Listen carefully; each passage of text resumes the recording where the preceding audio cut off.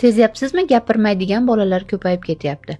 Hozirgi zamonda bolalarning 76% shunaqa kech gapiradigan bo'lib qoldi. Statistikaga qarasak, telefonda multfilm ko'radigan bolalar nutqi kechikishi 7 baravar ko'p uchrar ekan.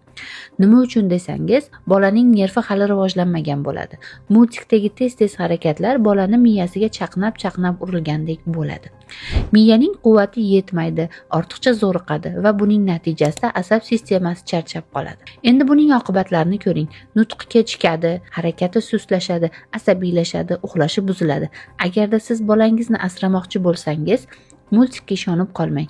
Bola bilan o'zingiz gaplashing. Multfilm lab harakatini ko'rsatmaydi, tirik gaplashuvni bermaydi.